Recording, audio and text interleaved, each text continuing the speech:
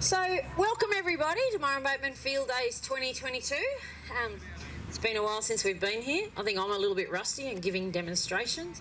But anyway, today we're going to give you a bit of a demonstration about finding your perfect equine partner. Now, sorry girls if you're looking for a fella, or fella if you're looking for a girl. We can't do the Tinder thing today. We're going to talk about horses. So, my name is Michelle O'Neill. I'm from a little business called Cherry Tree Equine. We are in the northern end of the Monero, south of Canberra, on the eastern fall, in the middle of nowhere really. But, you know, I spend a lot of time on the road and I travel around. I give a lot of horsemanship clinics. I help people buy horses. And a few years ago now, we created a little DVD called Please Can I Have a Pony? And the concept behind that was I got really sick of seeing people getting ripped off. And even now, I see so many people who come to my clinics, or, you know, people around and about who have bought horses that are just not suitable. And it's not their fault, it's just a lack of experience, and mistakes happen. So what I want to do is I want to break down a few little things that you should look for, so that it doesn't matter whether you're buying your first horse or your 50th horse, you are going to know what to look for. So, by introduction, this big fella here is Squiggles, or Morn. And you know what, you'll see he'll get a bit restless as we go on through this. He's actually one of my competition horses. You know, this is the sort of horse that people fall in love with. And the only thing is that people would fall more in love with him is if he was coloured. Like, he's just a plain chestnut, okay? But, you know, they see this big, beautiful horse and, you know, he's a sweetheart. He's not for sale. This is not a sale ad, by the way. But, you know, the thing is with this horse is, you know, he's the sort of horse that a lot of people will overlook because he's a barrel racing horse, okay? If you're coming to Equine next month, you will see him run in the Australian Open. He'll be against the top 25 in the country. But what people go is they go, oh my God, he's been competing in a speed event. But, you know, look at him, okay? I'll bet you until I told you all that, none of you could imagine that he made his living running flat out, okay? So, if you'd seen the other horse we'd added this morning, you might have imagined she makes a living running flat out. But, you know, people overlook horses like this because he's 12 years old. He's got a little bit of age on him. He's, you know, been at a competition home. But you know what? Horses like this old bloke are amazing because this horse has done everything, okay? I took this horse to Tamworth last month for the national finals, and I unloaded him twice on the way up there on the side, like at truck stops and whatever on the side of the highway. And I unload him and I drop the lead rope on him and he stands on the next grass. You know, if you guys are looking for a horse, don't overlook the obvious, okay? People often look at horses and all they see is colour, or all they see is, you know, a certain breed, or they say they're too old, and you miss really good horses that are right under your nose. You know, he's not the most spectacular looking horse, but I can tell you what, he's probably the most reliable. And if you ever come up to my place, we do clinics on the trail up there. Apparently I don't feed him enough. We do clinics on the trail at our place, and if you come out with us, this is probably the horse I'm going to take out with you when we go for a ride out on the trail, okay? So, you know, don't overlook horses like this old fella. But what should you look for? Okay, well, the first thing you should look for is what you need to look for. Now, the problem with buying horses, buying any animal, dogs, whatever, is that it's an emotional purchase. It's not like going and buying a tractor, okay? Unless you are particularly adverse to green tractors, at the end of the day, a tractor is a tractor and you don't care what colour it is. But what happens when we go to buy a horse is people tend to go thinking with their heart instead of thinking with their head. And what you can do to kind of alleviate this problem is find someone who's old and cynical, kind of like myself, and take them with you. Because I'm not going to give, and I mean this nicely, but someone like me who's been around horses their whole life, I'm not going to let your emotion override your common sense. And I was talking to a girlfriend of mine who's here, she's not here right now, but I was talking to a girlfriend of mine just before, and she was telling me about a horse she sold, and within a month or a couple of months, she actually took the horse back and sold it again because the person she sold it to, it wasn't suitable. But you know what? That was her horse, and she was a horsewoman enough to realise that she'd sold the horse to the wrong person. So, you know, make sure you have help, okay? Whether you get it for free or whether you pay somebody, doesn't matter. You know, you go and look, and, you know, it's nothing at the moment to see horses exchanging hands for, you know, $10,000, $15,000 for quiet riding horses. That's a lot of money, okay? I don't know about you guys, but that's a lot of money to me to spend on a horse. And you know what? I don't want to spend, if I'm going to go and spend that, I don't want to spend it more than once. I want to make sure the horse I buy is going to last me for however long I need it to. You know, it's a bit like that old saying, you know, good saddles ain't cheap, cheap saddles ain't good. You know, this is a $4,500 saddle. This saddle will outsee me. Okay, when I'm old, not that far, when I'm old and retired, you'll see this for sale. Okay, and one of you can have it. But, you know, that's the thing. Go and buy a horse. Go and buy a horse that is going to meet your needs.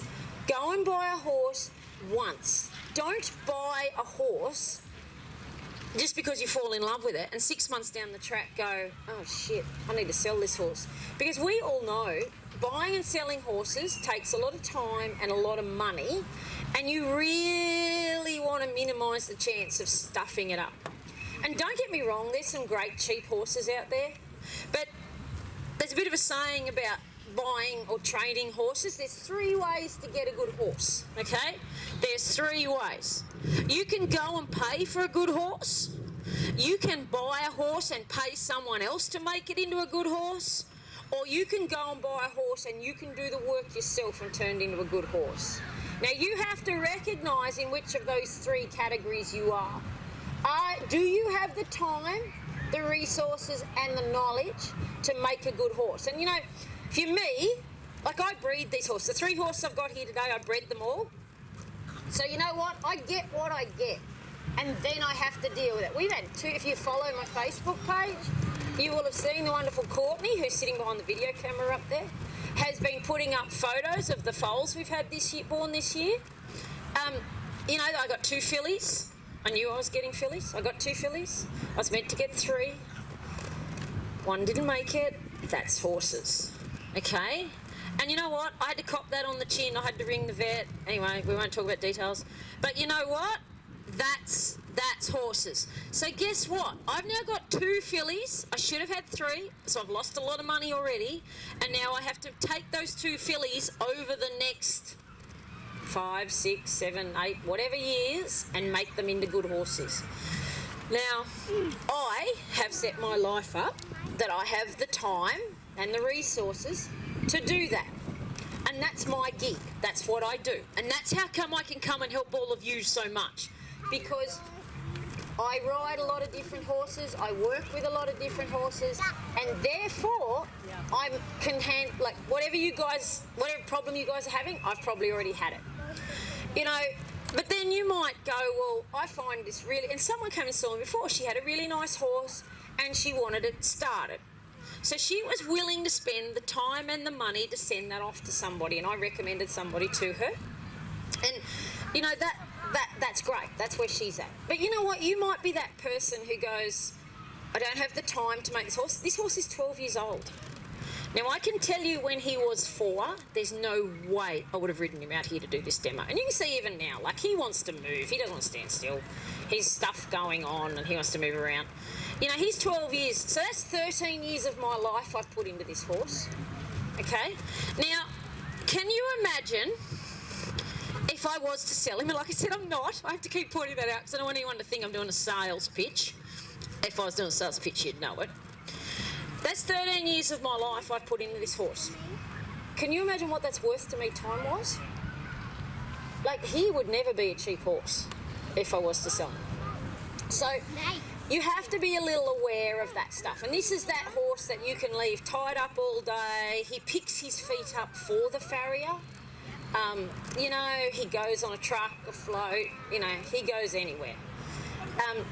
So, you know, that's what you've got to be aware of. Where am I at? And then what I would do is, if I was going to buy horses, I'd make a list I would sit down and I would list everything I want in my horse. Okay, so you might want a horse that doesn't care when the sound system falls out of your pocket. So what do I want in my horse?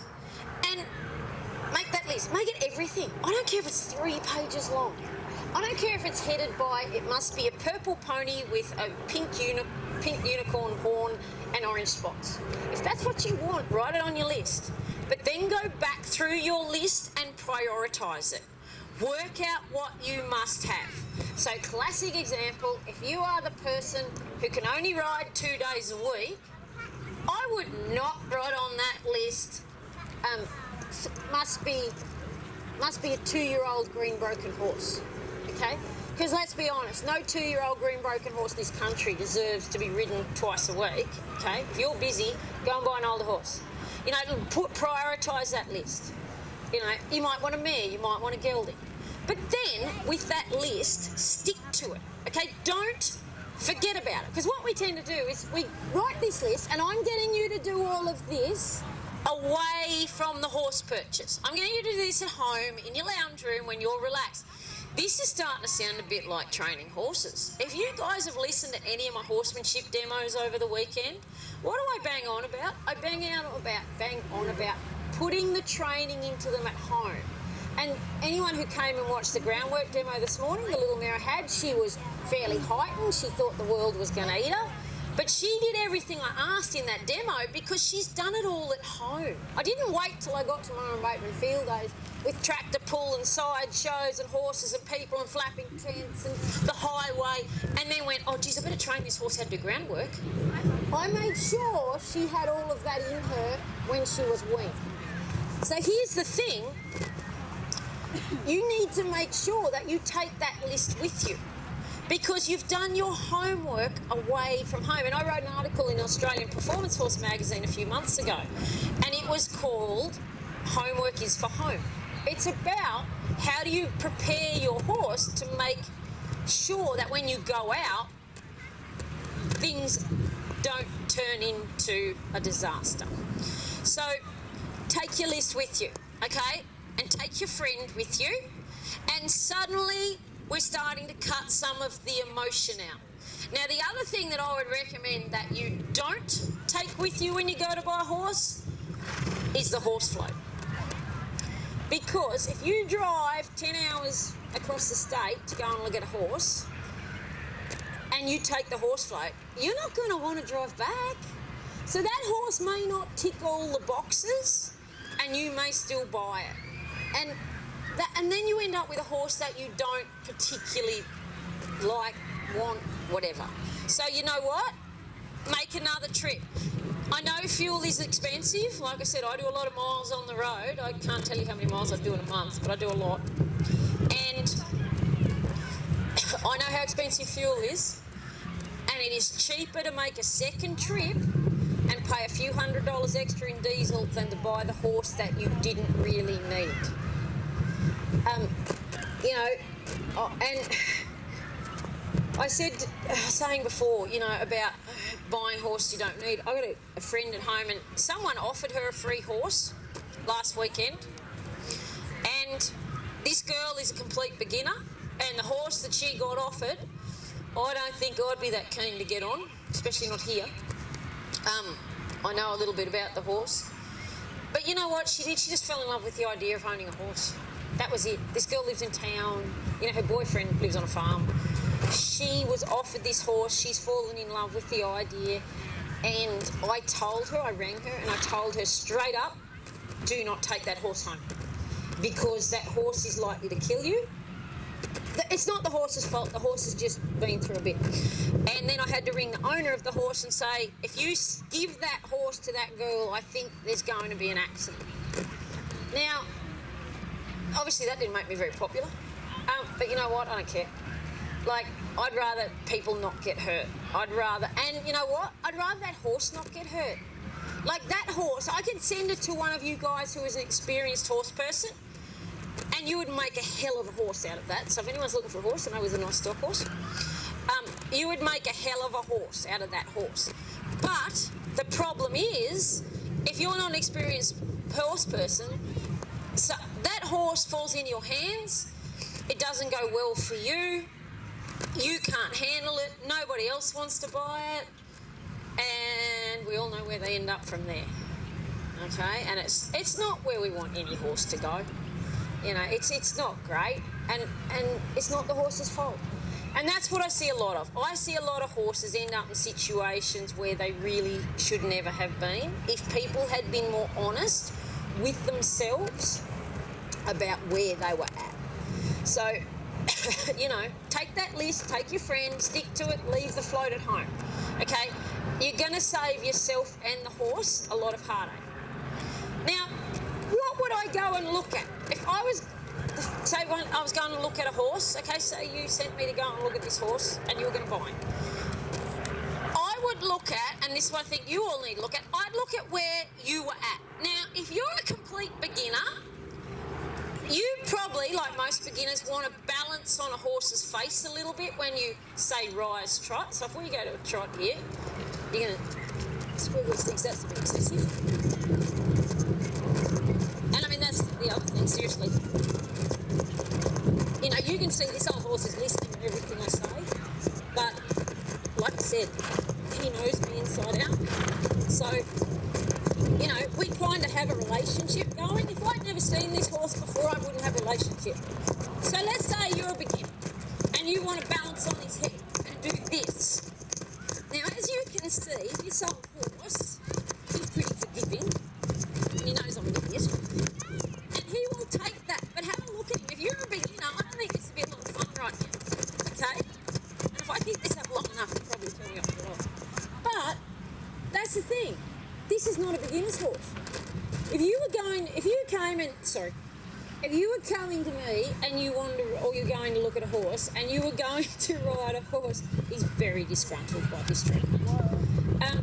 If you were going to ride a horse and you were an experienced rider and you could get on and you could feel this and you could get him to travel, and he doesn't have to, he'll travel on his own.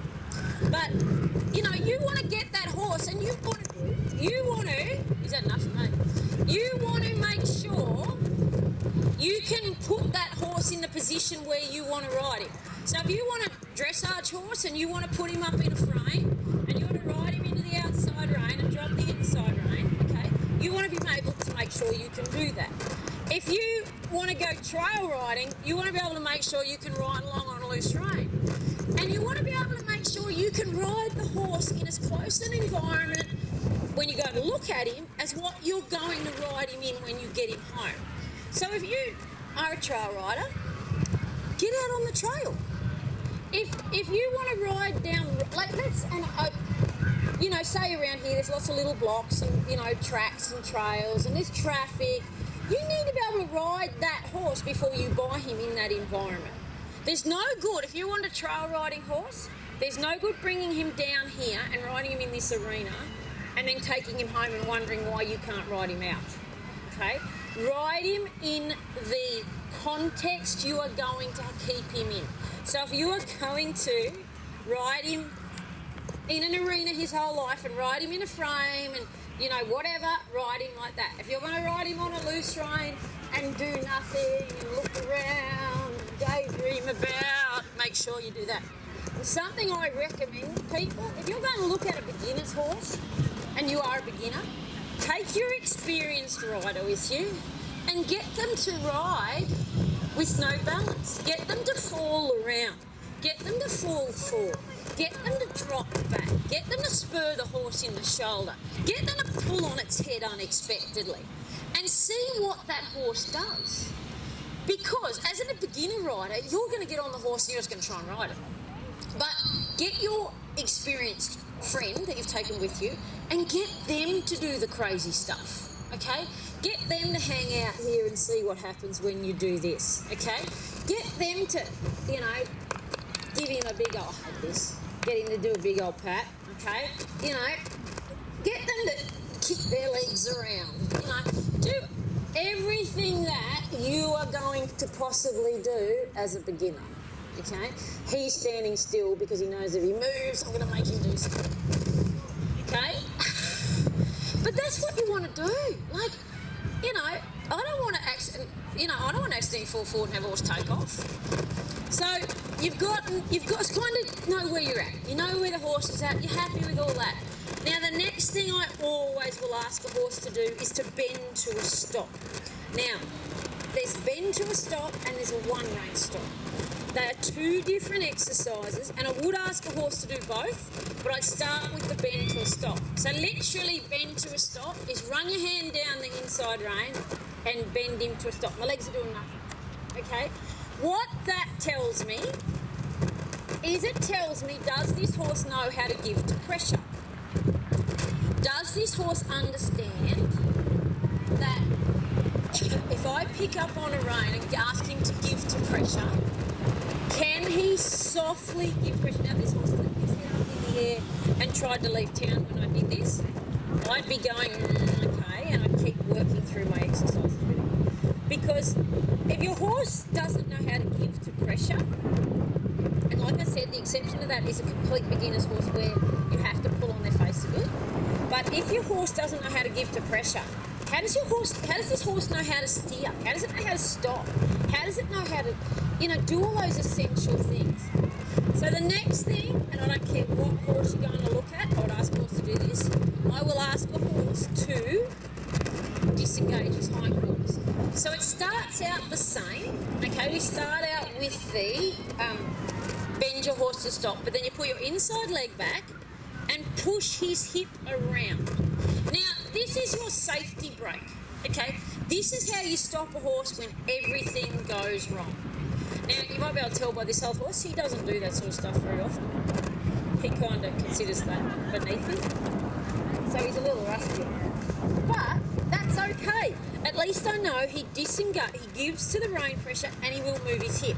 So bend him, put my leg back, push his hip. Now I'll keep pushing his hip, And when I release, okay, there should be no issue here. Can you guys see how he just walked off? Okay, so bend him, disengage. And I can ask him to stop there. Okay, good. You guys have seen, this horse is a little forward, like he's not, he wants to walk out of his stops. I would quite like him just to, thank you, stay there. Good. You're listening. Okay, so, that's just a really simple thing. I think every horse should do that. I don't care what you want to do with your horses. If your horse doesn't bend to a stop and disengage his hindquarters, I would be going back and doing some foundation work with him. Okay? Good boy. So, and then the next thing is to go and, check out their paces, see what they will do. Okay, see how they travel, see what they do when you get moving a little bit. See if they will move a little bit. And actually, the one thing I never cease to be amazed by, and I have to stop saying this, the one thing I never cease to be amazed by is the fact that people go and look at a horse and they might canter, normally at home, but they go and look at a horse, then they won't canter it when they go to look at a new horse because they're scared to canter it. If you are too scared to canter that horse when you go and have a look at it, it's not the horse for you. Because you have to be comfortable from the get-go with a horse. You have to trust them from the get-go. And if you can't do that, you're already behind the 8 ball a bit. And you might be in that category, like I said before, where you're really willing to put the work in or willing to send a horse off to somebody, and that's fine. But if you want to go and, you want to go and canter up hills and canter over cross-country courses or whatever, and you can't canter that horse in an arena the first day you ride him, either come back another day, I'm going to talk about that, or forget about the horse. Because if you're already scared of that horse the first day, there's a fair chance that might continue. And when I talk about coming back and riding horses different days, I say to people all the time, I don't give trials. Like if I'm selling a horse, I do not give a trial. Don't ask me for one, I won't give you one. At the end of the day, these horses mean more to me than any sale, and I can't control what happens to them when they leave my gate. So, what we say to people instead is, please come back as often as you want. Come back and visit. Come back and ride. Come back. Do not expect me to ask the horse to leave property. But you know what? Come back on numerous days. And come back on different weather days. Like anyone who was here yesterday. Anyone who saw this horse got chased across the arena yesterday by those barrels. Okay? Yesterday was a great day to test how a horse was going to react. Because yesterday was windy, it was just average. No offence, Murrumbatemans, but a typical Murrumbateman field day kind of day, really. This is the nicest. All the years I've been here, this is the best day I've ever had. I'll share it. This is the thing. Like yesterday was a great day to test ride a horse because the wind blew, stuff took off, those trees fell over. Literally, those two white barrels chased this horse across this arena. Yesterday, if you were trialling this horse, it would have been the perfect day to be here. So come back on different days, arrange with the owner, and you know what? If the seller is not willing for you to come back 2 or 3 times, you don't want to buy that horse because they're not committed to their horse finding the absolute best time.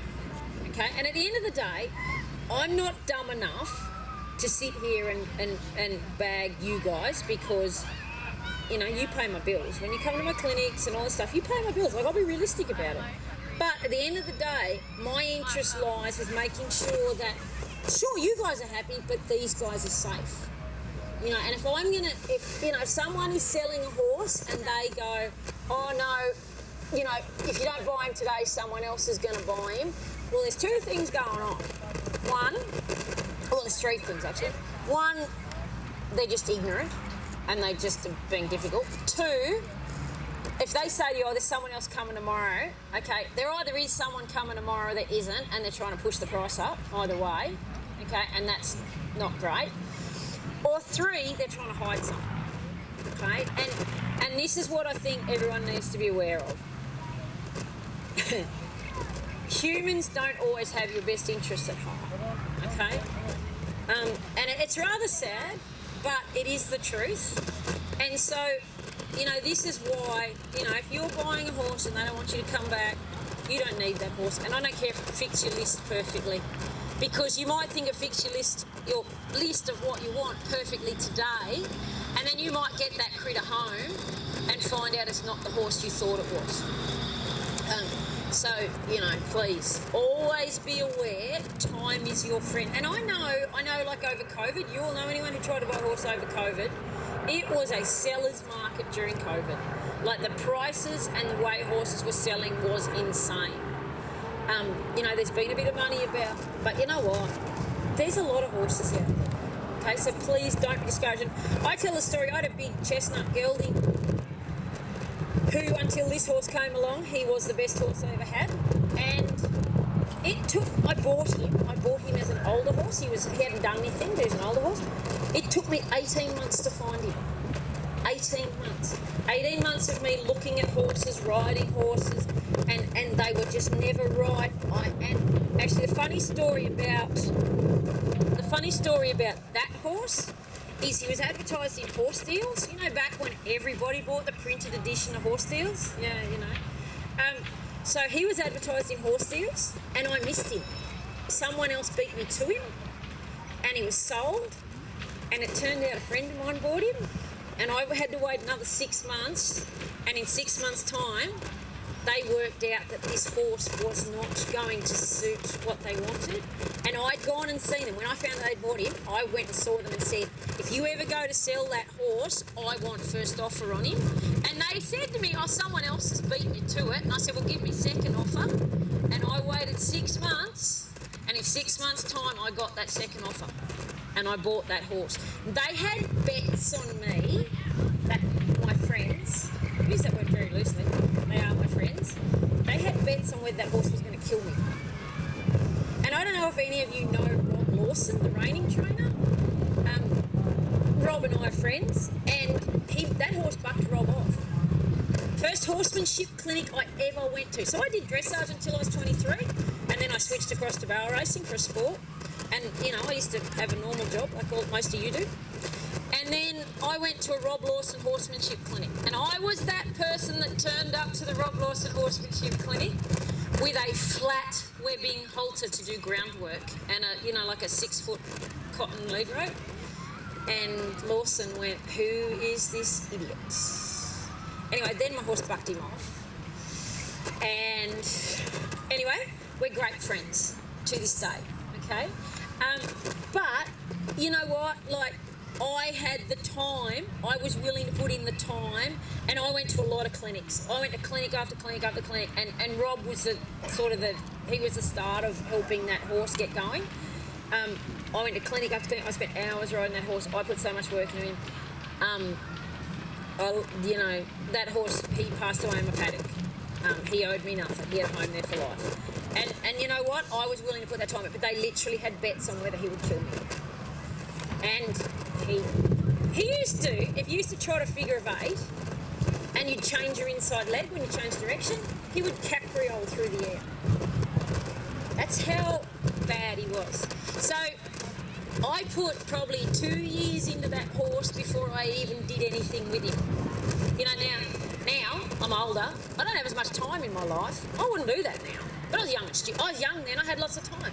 Now I wouldn't do it. Now I would walk past that horse and I wouldn't buy him.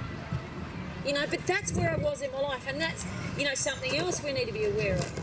Where we are in our life will change, and therefore what we want in a horse will change. And, what you're looking for now, especially younger people, what you're looking for now might not be what you want when you're my age, but you have to be aware of that.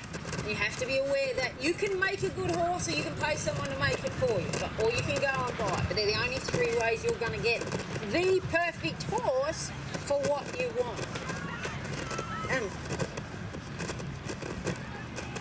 But that's probably about the time. But yeah. Has anyone got any questions before I go and...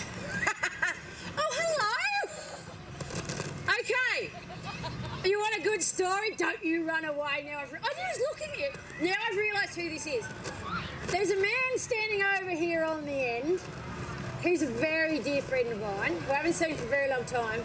And he is the man who broke this horse in. And when I picked this horse up, his name is Danny Braben, and he has Imagine Stock Horses, if there's a free plug for you for the day. And when I picked this horse up as a 3-year-old, Danny's parting words to me were, "If this horse ever bucks, he will kill you." I'm still alive. Danny did a very good job. But you know what? There's the sort of people you want to surround yourself with. If you have a horse that needs work, that's the sort of honesty you want, okay? And Dan will tell you, when they first cantered this big sucker, he used to ride along, another friend of ours with him, and he used to ride along, he'd canter him off, and he'd go to this mate of ours, "What's he doing? What's he doing? Is he trying to do something?" You told me this. And it was all it was is, he breeds little piddly stock horses. They don't have a stride like this. He breeds very nice stock horses. You want to go and buy a horse, go and see Danny and Sandra. Okay, I can't sell you one, but they probably can. But, that's good people for you, and good, honest people. And, you go and buy a horse off Danny and Sandra, and they will take you up the back of their 5,000-acre property and make you ride all day. I was telling a story about yesterday. I picked up a horse off Danny, and one of mine that he'd started for me, and I had to go to a funeral at Goulburn the next day, and I disappeared because Danny decided that I should go for a ride all day to go and check cattle. So, they're the sort of guys you want around you. But has anyone got any questions now that I realised who's here? Now you just got a free plug. Cool. Well, if you haven't, come and see us. Now, guys, we're doing a giveaway over the weekend. If you join our email list, our newsletter list, you can go in the draw to win a subscription to Cherry Tree Virtual, which is our new online training program, which will be hopefully launched by the end of the month. So, and I promise not to bombard you with emails. We send out emails about every quarter with just what's going on, what we're up to, what's news, anything of interest. So But please come and see us if you have any questions. If you want your horse to look like this, you need to go and see the lovely Colin Price from Benchmark Feeds. This horse has what we call the Benchmark Shine. So if you want to come and talk about feeds, come and see us. He doesn't get very much, but he looks awesome. So thanks for coming, guys, and enjoy the rest of your field days. Oh, applause. Oh.